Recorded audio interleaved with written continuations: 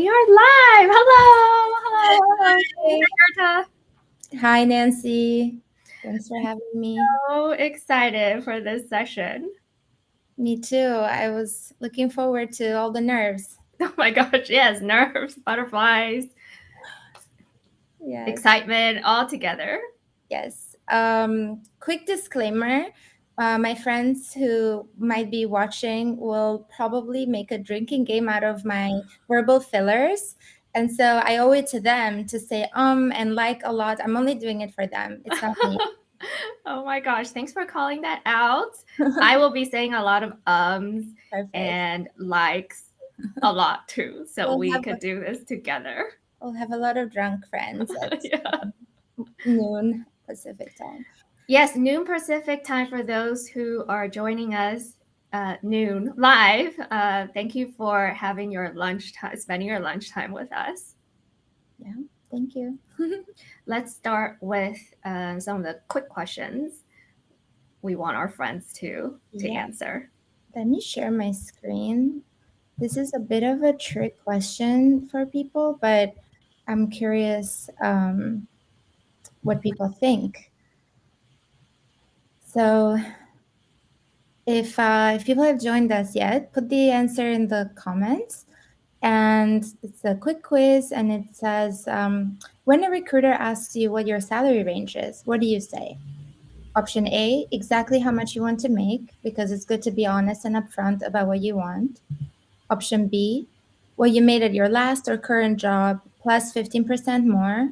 You're looking for a new job for a reason, you want a raise. Option C, what you made at your last job. They'll find out from your W-2s anyway when you send proof of previous employment. And option D, don't give a range. You're not a compensation expert. Let them tell you the budget for this role. So I actually already see someone put option Yes, D. I'm glad the integration works. That's Yes, great. I am streaming on my own Facebook group, Okay, okay, I Airbus see. Negotiations Community. Okay, so I see one option B. Nancy, you already know the answer, right? Um, Let me look at the options again. If you already know, I'm curious what your answer would have been, let's say, earlier in your career. Um, okay. Traditionally, I answer this truthfully, Okay, uh, which is, which is basically my current comp at the time. I see. Okay. But I have been told to choose option B, Okay. but I never felt comfortable with that. Yeah, this is such an interesting question. I love this question because I've been told almost all of these at some point. So some people say, actually, one of my previous jobs, they asked me for my last job's W-2s, and so, and they were like, tell us your preferred salary or your current salary, your current job, because we're gonna see it anyway when you send us proof of employment. So I felt pretty cornered. Um, But is that a myth that they yes, see the comp? yes, it is a myth. I mean, they might have their own Yeah. network from your current company, and so they might know other recruiters or hiring managers there, but you don't actually have to provide your W-2s um, to show proof of employment. There's so many other ways you can do that. I see in the chat we have Brenda says option A. Someone says option E, not even here. I try to give a market range. Okay. Market range based on the job description. That means you're very well researched. Like those types of ranges are very hard to find, especially with inflation and everything, the market moves very fast. So whoever said that, LinkedIn user, uh, good on you for having access to those very hard to find resources. Oh, let me highlight that so we know what you're referring to. Yes. This one, I tried to give a market range based on a job description. For the record, this is not the right answer because it's not even one of the options. But I think a lot of people consider this a pretty good option. Yeah. Again, it's really hard to know what the market range is. Usually being able to aggregate all that data, there are companies that do that, and they're doing really well. So it's hard to. It's an entire science, and it's an entire team putting together all that market data. It's hard to know what the answer is. So I am seeing a lot of people say like B, and then I can't read D. Okay, we removed the icon. So, oh, sorry, you can see us in the. Let me maximize. There we go. Okay. Brenda, can you see D? So option D is don't give a range. You're not a compensation expert. Let them tell you the budget for this role. So I do see some option Ds, and yes, spoiler alert, it is option D. Let me stop sharing very quickly. But yes, one of my main principles I share with people is you don't want to share your range, because, like as I was saying just earlier, it's really hard to know exactly what the range is for this role, what the right company is, and most importantly, you want to first make the decision based on whether this role is a mutual fit, whether you're the right fit for the role, whether the team, the company, the product, the role is a good fit for you. And you want to make the decision after you've seen a written offer and you have the written offer in hand and you can see the entire package. An example I like to share is I used to work at LinkedIn, and LinkedIn has one of the best food in tech, which apparently tech companies get a little competitive about.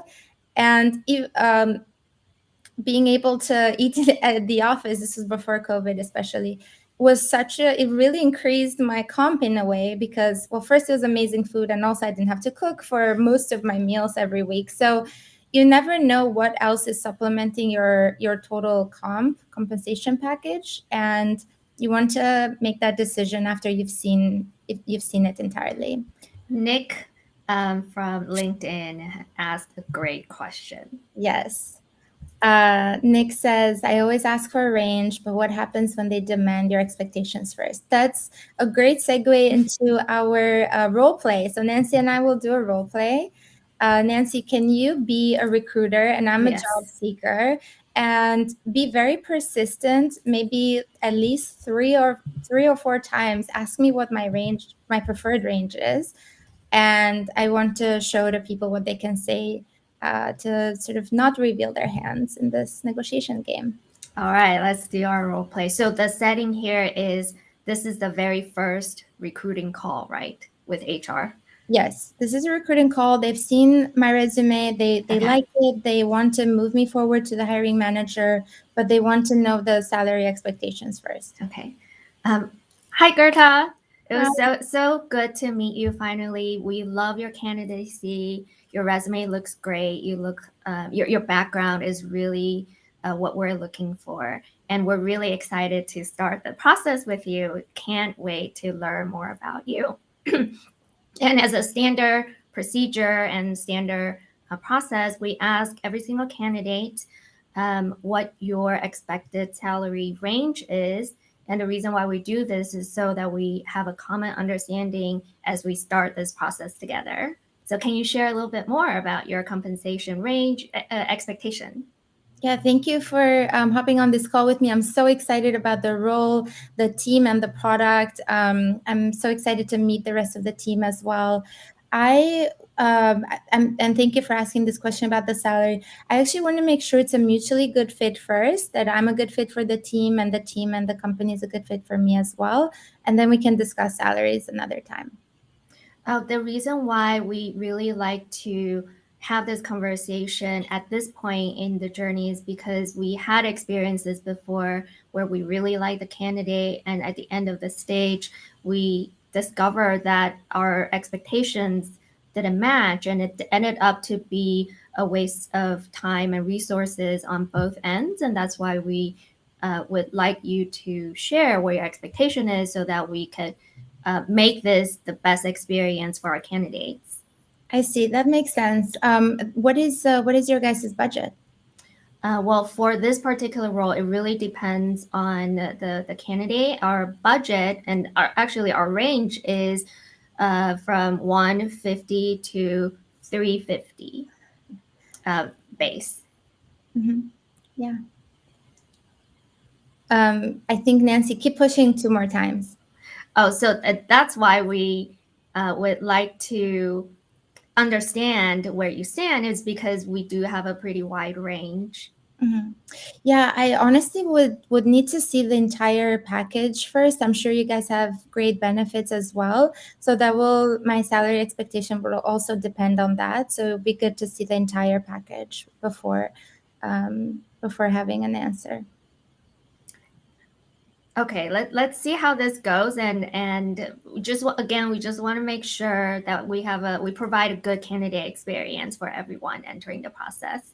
Yeah, I'm sure you guys will pay fairly, so I'm not concerned about it at this stage. Would love to continue with interviews first. Sure, that sounds good. That works. So as you guys saw, Nancy asked 4 times. Thank you, Nancy, on what my expectations are. And the first time I said I want to make sure it's a mutually good fit. The second time I asked what your budget is, and how you. Actually, another thing you can add there is how do you sort of level where in that range people fall in. I have some thoughts on the laws around like California and New York having to share their budget or their range Yeah. on job descriptions. I have some thoughts on that as well. And then the other times you say something like, I want to see the full package. You can even say like, I need to talk to my family, or you can say, we can discuss later. But again, I highly recommend not giving a range. There are only very, very few exceptions when you can do that. And the main exception when you give a range or give your salary expectation is when you think you have more information than the team, the recruiter has, and that's very like almost impossible that like one individual has more information on salary data than an entire company, and recruiters who have decades of work experience. So that's why there's almost no exceptions. That's very, very good to know, because when the recruiter is asking, we feel cornered, Yeah. and we feel like without answering that question, we can't proceed. We feel like we just need to start the process. And Yeah. we just answer. It also sometimes doesn't feel like a negotiation. Sometimes recruiters are so masterful about it, and they just ask it and, hey, quick question, like, what is your salary expectation? And you feel like, oh, this is just something to get out of the way, but actually negotiations start there, if not True. before. That's true. That's true. There are some interesting comments. So Nick says pay range transparency has been a game changer in negotiations.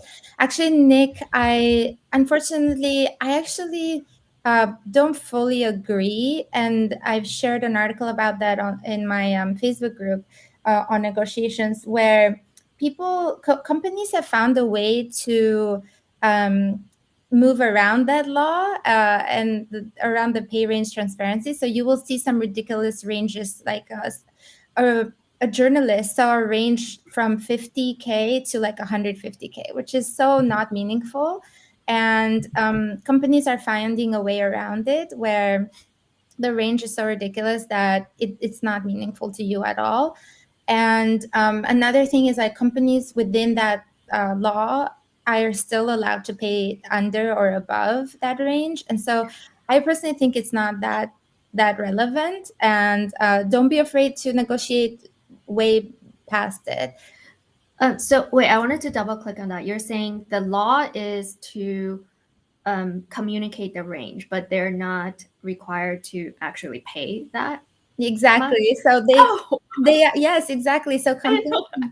can actually pay below or above it. And the way the law is described is like something along the lines of we have put a range that is in good faith, or something around that. So it's very hard to force companies to pay a range that's realistic, or to post a range that's realistic, or to even pay the range within that range they have posted. And so it's honestly at this point, I find it pretty not meaningful at all. So I would also advise people to not be anchored on those ranges. Keep pushing past those ranges if it makes sense. Do not Good to be know. anchored. Yeah. Good to know. I think we should do intros. Okay, sounds great. Let me, I'm going to share a slide deck for the visual learners like myself, Yes. but I'll also speak to it. Okay, there it is. So, okay. So, hi everyone, I'm Gerta. You've been hearing us do a role play and just talk about negotiations already, and we wanted more people to join before doing an intro. But I've worked at LinkedIn and Salary.com, so I've developed a deep expertise with job negotiations on both sides, and I'm also trained by world-class experts on negotiations from MIT and Harvard Law School. At this point, over the last several years, I've probably helped hundreds of professionals increase their comp by 5 to 6 figures very often, and they come from various backgrounds, including top institutions like MIT, Harvard, Wharton, Meta, Google, Air Force Academy, U.S. Air Force, and all that. So my background is I have a master's in logistics engineering from MIT and a degree in math from Wellesley. I don't use that math much in my negotiations. Um, Negotiations math is actually very simple arithmetic, but I have over 10 years of work experience from big tech. I was at LinkedIn and IBM to global biotech at Sanofi, startups. Like I've been a founder several times, advisor. I've worked at BC. And I'm currently also an angel investor as well as a limited partner of a VC fund called Pebblebed in San Francisco. Great, that's me. And Nancy, I know everyone knows you here. Well, I don't know if everyone knows me, but thank you everyone for dialing in. My name is Nancy. I'm a PM coach. I've been working in tech for over 16 years, with over 11 years in product management. And recently I've transitioned into being a full-time coach, and I'm finding this journey very, very fulfilling for me. And a big part of my coaching journey is the opportunity to do lives like this session with amazing experts that I have met along the way. So I'm very happy to learn together with everyone here. Awesome. And then the format here is we are happy to take questions about negotiation, salary, or even broader, like how to negotiate relocation and things like that. And if there are no questions or if there is ever a lull, I can share some of my main principles. I think we could start with some principles, and I'm sure people will comment as questions come up. Yeah. So one of my favorite principles is do not negotiate until you have a written offer in hand. So this is another very masterful trick, if we can call it that employers deploy, which is they give you a verbal offer on the call, and it's not in writing, and they'll say, so how does the salary range work for you? And for them, the negotiations are starting there. And as I mentioned earlier, the negotiations start much, much earlier at your very first contact with recruiters. But I think you have the most leverage, you as a job seeker, to negotiate after you have a written offer in hand. And why? That's because the team has gone through all the hoops. You've gone through all the interviews. Everyone loves you. They like you more than any other candidate. Maybe leadership has had to sign off on this offer. They've prepared the offer letter. They really want you. And that's the point in the entire journey where you have the most power over any other point in the journey. I know a lot of people are worried that the offers will be rescinded. Do companies rescind their offers? It happens. When are they least likely to rescind it? It's after you have a written offer because their reputation is on the line. A lot of companies have gone viral on Twitter if they have rescinded a written offer, because obviously the candidates, they may have left their previous job, there's a lot on the line reputation wise. So you want to get to that point where you have the most leverage before you start negotiating. Gerta, can we do a role play? Because I've been in situations where I've been pushed to accept. So I'm gonna play the recruiter again. Okay, absolutely. Yeah, looks like you love this. Okay. Congratulations, Gerta. I have great news. The team really, really loved you, and we can't wait for you to join us on our mission. I do have an offer for you, and if you could accept verbally, I will go and work with my team and get all the approvals and send you the paper offer right away. And here is the offer. Okay. 500K. I'm in. No, sorry.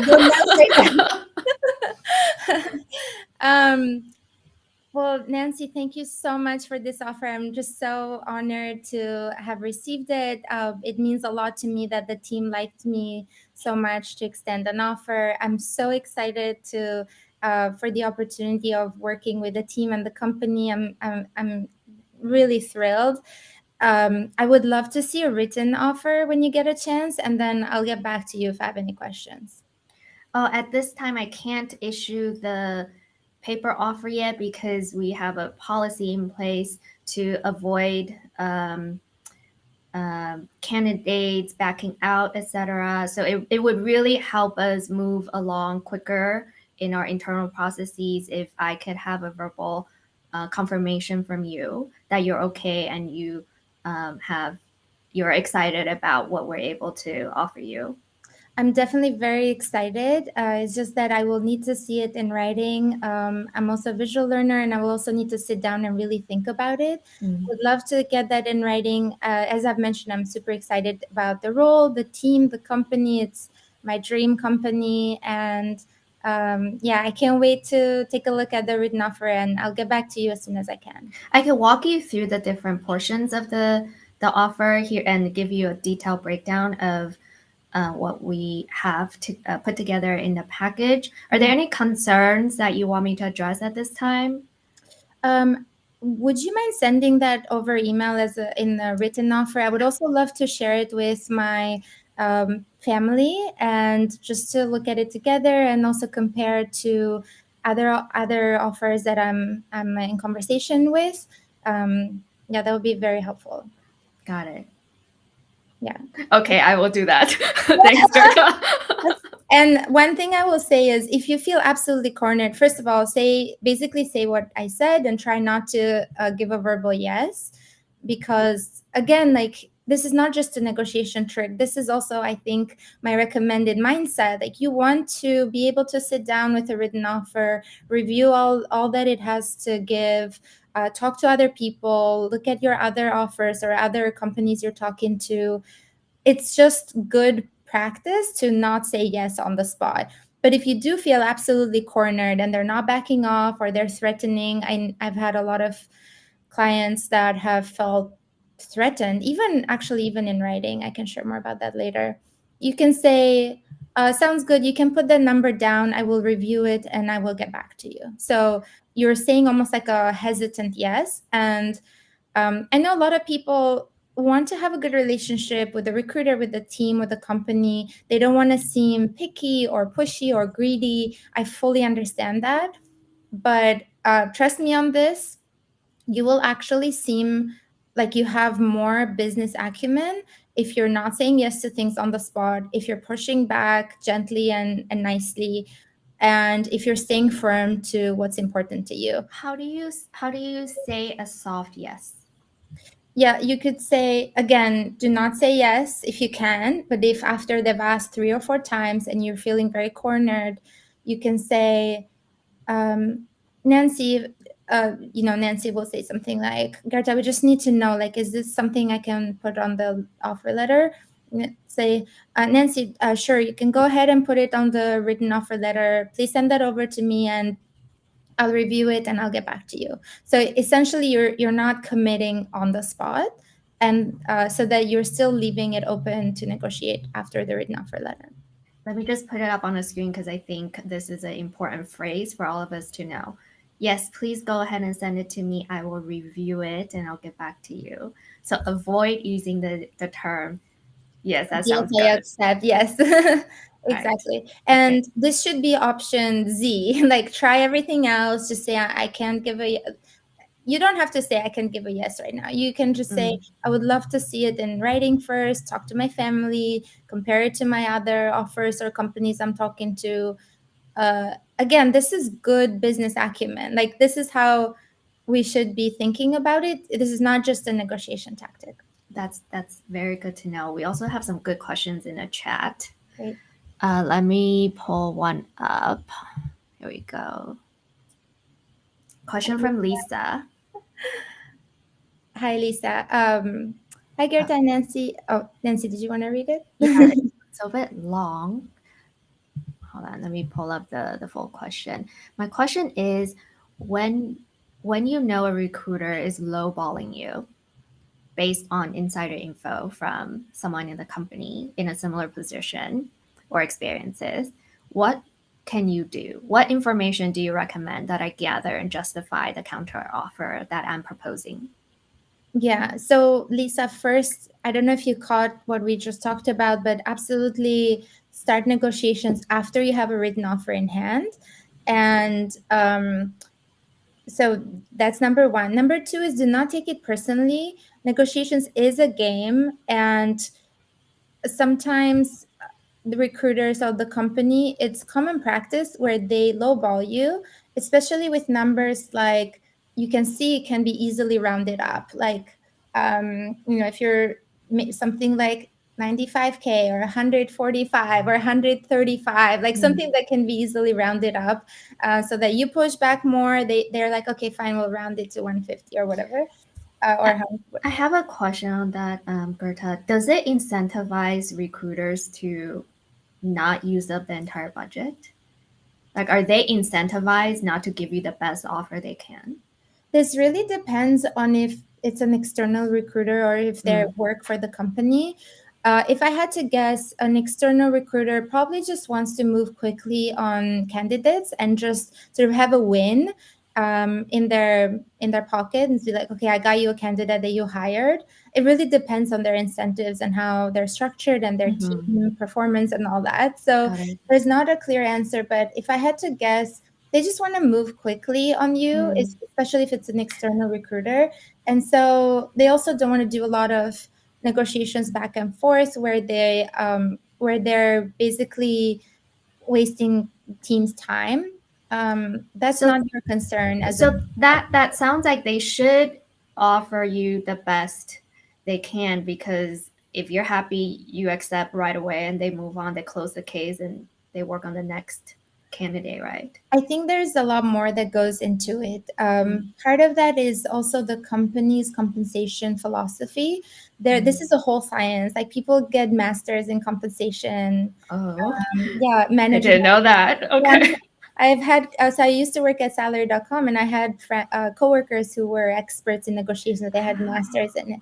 It's a whole thing. And basically, the science includes not necessarily giving top of the range because you will have fewer mechanisms to incentivize the employee to continue working for you, or like if you don't want to give promotions for 2 to 3 years, then you can just increase their pay by a little bit. So if you're at the top of the range, then you're going, things like I that. see. So the budget is not just the initial offer. The budget is their employment for the next 3-ish years, it sounds like. So every job has a budget. So when a hiring manager or someone from leadership works with a recruiter, they have a budget in mind. Again, depending on the stage of the company, if it's a startup, they can be flexible. If it's, a bigger company, they might not be very flexible on it. There's always some flexibility in my mind.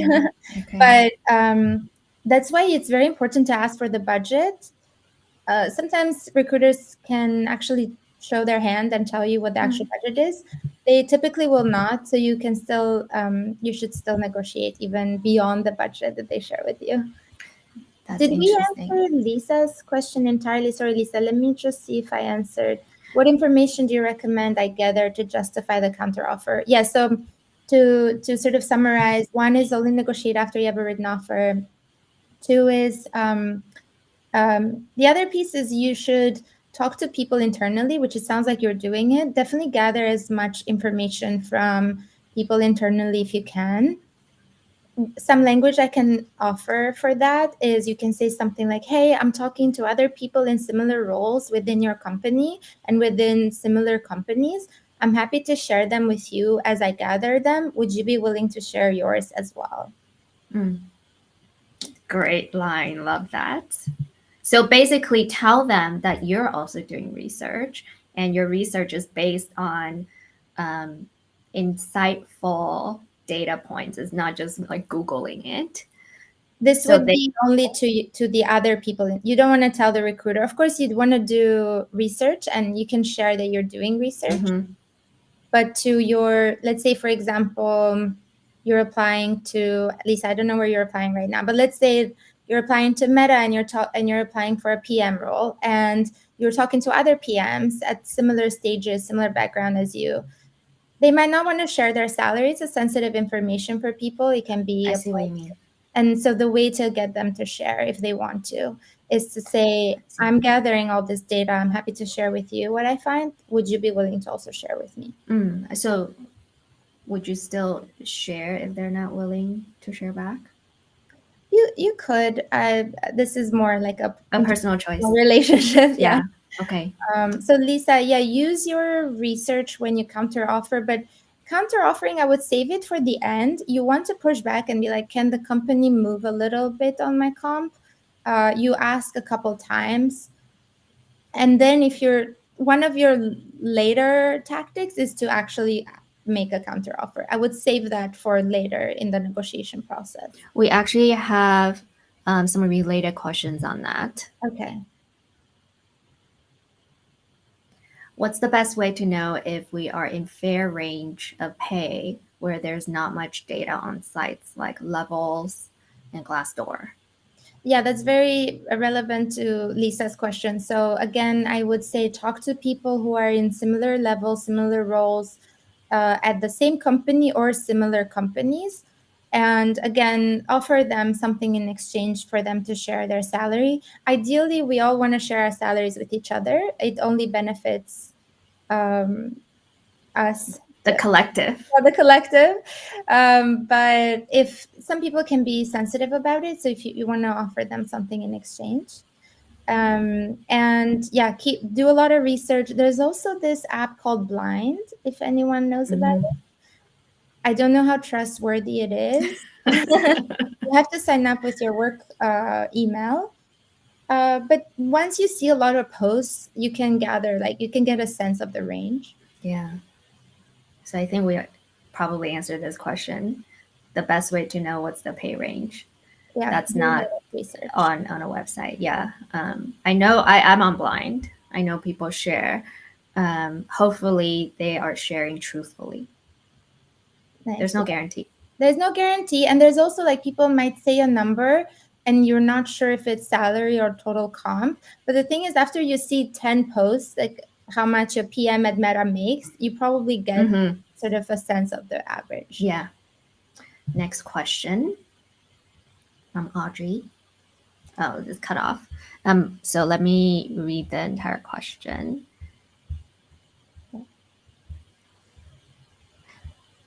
Sorry, give me 1 second to pull it up. My concern is in a job market where there is a flood of available talent. These techniques would have worked a few years ago, but in 2023 there is a flood of talent. Yeah. That's a great point, Audrey. Thank you for asking that. Of course, there's, especially with these tech layoffs, and I assume a lot of people dialing in are on I work in tech. I would say that's another reason why negotiations for you as the applicant, in my opinion, should start after you have a written offer in hand, because that means, as I mentioned earlier, you are the chosen one. They have gone through all the approvals. The team loves you. Everyone loves you more than anyone else. They probably also want to move fast and not have to deal with starting interviews all over again. And so that's the point where you have the most leverage. And I think that's when you can push back. I also want to add, in my experience, if there is a healthy queue of other candidates that that are maybe second place or third place, then they are less willing to negotiate. Um, so I think it also depends on what is happening in that company internally. But That's I true. I don't think it ever hurts to negotiate. Exactly. You So just don't want to appear as if you're not willing to work together with the company. exactly. That was gonna be my one of my other points, that if you ask very nicely, politely, and you show excitement for the team role, company product, there is no reason why they would rescind the offer. And honestly, if that happens, which I feel like it's extremely rare, you've dodged a big bullet. If a company, if you're asking very nicely, you're showing so Mhm. much excitement, and you say something like, is there any chance the company can move on the total comp? This is a bit below my expectations. If they're like, okay, you're not a good fit, bye, that shows you don't want to work for that company. And Yeah. of course, if you're desperate to have a job right now where you would work for any company, um, sure, feel free not to negotiate. But again, my point from earlier was, you're also signaling that you have good business acumen when you negotiate. I have one of my toughest managers from a previous job. She was extremely tough manager. I learned so much from her. But I remember her saying that you're actually a really good negotiator, and I appreciate that. And she would have me negotiate with all our vendors, and because she trusted me on that, Mhm. it helped with my career and career progression. And so if you're showing politeness and kindness and a little bit of asking for more because you know your value and your worth, and the company is not seeing that as a signal that you're a good business person, I think that's not a good company to be at. That's fair. That's fair. Let's move on to the next question from Brenda. I'd love to know your recommendation for negotiating better comp at a company that you're currently with. Great question. Yeah, that's a great question. The tactics, there's a lot of overlap on basically how you negotiate with a new company you're applying to versus with your own company. But obviously, it is a different setting. You're already there. You know your own strengths and weaknesses. They probably don't want to lose you because trying to find someone is so much time, team time, and money and everything. I assume you mean just a better comp and not sort of get a promotion, because you can get a raise without a promotion. I'm not sure exactly which scenario you're talking about, Brenda, but I assume you just want to sort of increase an increase in comp. Maybe you've been there a year. Maybe it's not necessarily promotion time, but with this inflation and cost of living, maybe you want a better comp. Um, I think you prepare a few talking points. Here are 5 reasons why I've been excelling and I've been doing so well. Can we talk about an increase in comp? And yeah, I think that's one tactic. I want to share a personal story. Yeah. Earlier on in my career, I asked for a comp review. Comp review. I was feeling very underpaid at that point in time, and after having the conversation with my VP, so this was a startup. He went and told the CEO about my request, and then the CEO asked me to go on a walk, and I was overjoyed actually at that time. I was like, oh my God, he wants to walk with me. He wants to talk to me. He wants to get to know me better. Then during the walk, he says, you should feel lucky you have a job. This was when the market was good. And I was not expecting that.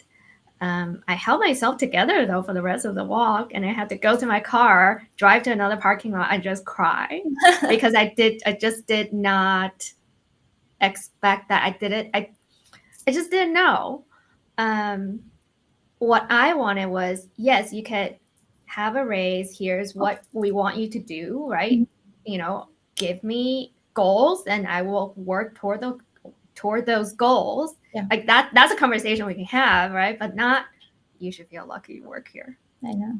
And then how much longer did you stay at that company? Few months, because then I started looking for a new job. Exactly. But that company actually did end up giving me a raise Oh, nice. after several conversations, but I just didn't feel good about that company anymore. Exactly. Yeah. And I think through these negotiations, you also learn a lot about the company. Yeah. And exactly. So whether you are at a job or you're negotiating with another company, the way they handle it says a lot about it. So at a previous company, when I was applying to another job, they said that, oh, what's your current salary? Because we'll find out anyway. And they actually didn't have to find out. And No, then they don't know. yeah. And my manager, I was very early in my career, so I didn't know better, but I revealed my current salary because, I didn't know US laws at the time that you don't have to share your current company. And my manager actually used it against me at one point.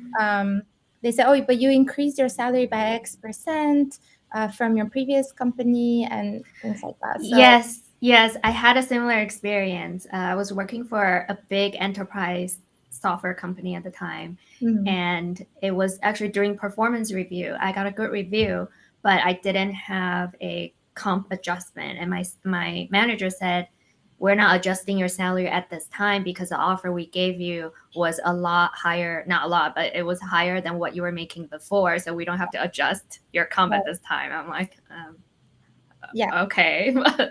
That's why we in negotiations you don't want to show your hand as much as possible. Like, do not Yeah. give information proactively as much as you can, and even when you're asked, try to not give information. That's why Yeah. we did the first role play where they're That's asking for your range. Yeah. that's fair. Let's move on to the next question. I love to know next steps when you receive an offer and there's no signing bonus, but you know a previous candidate received a signing bonus. Oh, love this question.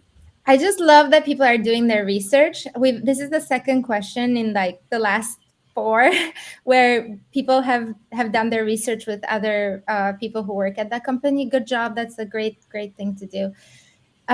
So here's how, in very high level, how I think of negotiations. So you wait for the written offer, then the real negotiations start. And you start by just saying, hey, thank you so much. Again, like at any interaction, express gratitude and excitement about the team, the role, the company, the product. And then say, is there any chance you could move on on this compensation? Is there any movement you guys can make on your end? And then see what they say. From there, the decision tree gets very complicated because they can say a lot of things, and so it's hard for me to say exactly how that will go. It becomes like a tree. But there will be several rounds. Prepare emotionally to go through several rounds of negotiations. And a lot of people end up accepting an offer just because they're tired of negotiations. You get fatigued, especially since you might be worried you might lose that offer, like that. Prepare for that fatigue preemptively, and also prepare to go through several rounds. So I would save this information you have. I don't know who asked this Facebook user. I think it's Lacey. Alex is helping me in the background. I would save this as one of your very last asks. So yeah, because this is a low hanging fruit for you, Lacey. You have inside information that they're doing sign in bonuses. You want to push a couple times if they can increase your total comp themselves. And then after they say no or they increase it by a little bit, then at the very end, now you have this low hanging fruit. You're like, Oh, I see. I'm actually, I've been made aware that other people have a signing bonus. I would also love a signing bonus. It seems fair. Good to know. I didn't know you would ask this at the very end. I would just like lead with this. Yeah, but if you lead with this, because you have such good data, you know people internally who are getting signing bonuses. So you have such good data. They can say yes up front, and then now you have less room to ask for other things. They're like, oh, we already gave you something. That's true. That's true. Because you don't want to, like, say, ask for this, they give you, and then ask another thing. Yeah, exactly. Right, right. Of course, you can ask for more things many times. I fully believe in that. Negotiate anytime, anything. That's my main principle. But you also want to be strategic and thoughtful about it. Right. So Makes sense. again, yeah, if you ask this up front, they say yes, but then it makes a little less sense to ask for more things after that. I have a great question for you. How do we best react to recruiters who threaten that there are other candidates willing to accept the same offer? Yeah. Man, I have heard all types of horror stories on what recruiters have threatened people. And it's such a fragile moment to time in your life to be there wanting to get this job, especially now with this economy. So I feel for you, everyone who's going through the situation and with recruiters throwing some stuff like that. And of course, there are incredible recruiters as well who act as real partners. I've also encountered amazing recruiters as well. But sometimes there are people who use these tactics. So what I would say is just continue. First of all, don't take anything personally. This is all a game. They don't know you. You don't know them. This is all a game. Second, always be grateful and excited about the company role team, as I've been saying many times. And then basically just let it roll off you. Wait for that written offer, then you can start negotiating. I don't think they will. I mean, they could threaten this after the written offer for sure. Yeah. But you can just say, I fully understand, and I'm very excited. I'm very honored that the team chose me out of all those other candidates. I was just wondering if there is any room in your budget to increase my total compensation a little bit, because this is below what I've seen in the market, because you can give a variety of reasons. Yeah. Right. One tactic that worked for me one point in time was I negotiated on the spot. And this was actually before, I didn't know the best practice at the time. I was negotiating before the written offer. And then I said, if you could come up to this amount, I will sign it right away. Yes. That's actually a great tactic. Okay. Yeah, I wouldn't use it up front. You don't want it to be your first thing. But what I would do is again, the first one is can you move at all? They will say, okay, yes, on this. Then you ask a couple more times and you read the room, obviously. And then towards the end, if they're not budging and you really feel like you're not happy with it, or you think you can squeeze a bit more out of it, then you can say okay, if you give me X amount more, then I will just sign on the spot. And then that's almost that the way people in behavioral sciences talk about it. It's like dangling a carrot. So I'll give you this if you give me this. And it's a really good tactic. But I would save it towards the end. Yes. Lesson learned. Let's see if I have any more. I see any more questions. This is not a question, but more of a comment from Audrey. I think that most managers don't know how to have this conversation back with you. Yeah, I mean, that's a good point. Yeah, that's true. Of course, a lot of people don't know how to negotiate and haven't done this before. Hopefully, they have a recruiter who knows. A lot of companies have recruiters, unless they're super early stage. Recruiters will help them navigate it. Otherwise, they don't have to know the game. That's even better for you. You can handhold them through the process. So, when you make an ask, they'll say no. Then you can just ask with something else. So you can say, what about the signing bonus? They don't have to know how to play the game. You can handhold them through it. And this is why it's very important to be very nice and polite and excited and honored about the offer, to show that you are excited, but they just need to make to make a move a little closer to your expectations, and then you'll be happy about it. That's true. So don't be a brat. Don't threaten. Oh yeah, definitely don't threaten. you don't want to start on that foot at all. Right. Absolutely. I thought Right. that that's table stakes. Like, of course, no negative Right. words, no threats. Yeah. Yeah. Let me think. I'm sure there are some negotiations out there that people could respond to threats. Maybe like if you're at a bazaar in like Albania. I'm Albanian. If you're like, I don't want this bag, it's too I don't know, too broken, whatever. So and then you just leave. Oh, right. You walk away. So you walk away. That could work. But this is a professional Right. setting. You absolutely don't want to be on the wrong foot here. The entire demeanor should be positive, excited, thankful, but also you're asking for more. Great. We have one more question in the queue. Yes.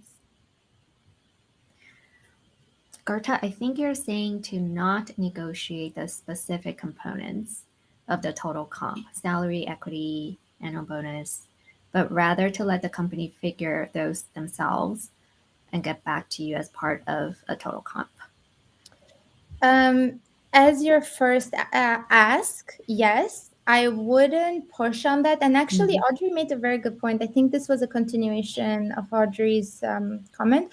Audrey said you can ask which compensation levers they have control over. You can. They, don't necessarily expect them to tell you the truth because, again, a big part of the negotiation, the whole reason why we negotiate is because we don't have visibility into each other's preferences and ranges and all that. So yes, you can ask. I would save that question for towards the end if they've said no a couple times because they might not share truthfully just because of the game, or they might say, "Oh, actually, the most lever the lever we have is signing bonus," and then now it puts you in a position where if you want to negotiate other parts, it's a bit as if you're ignoring what they shared. So you can ask that towards the end if they're saying no to a lot of things, but I wouldn't put it up front. And to respond to the LinkedIn user comment, yes, I think as your first ask, I wouldn't pick apart or choose which part of the specific components of the total comp because we don't know, right? The whole point is we're operating in the dark. We don't know what they can easily give you or not, and so that's why if you make it an open-ended question, then maybe they can just easily give you, who knows, like a 20% increase. I've seen some wild numbers out there. I'm like, oh, I'm so glad we didn't ask because then I would have maybe asked for less and gotten less. Great to know. We have one more question in the queue. Are there common tactics that are often a common bluff that we should be on the lookout for? Let's see. I mean, it's sort of the opposite of what I've been saying. So if you negotiate early on, definitely not if the recruiter has asked you your preferred salary. And here's also one trick. They ask for a range. And some people say, oh, I'm not giving them a specific number. I'm just giving them a range.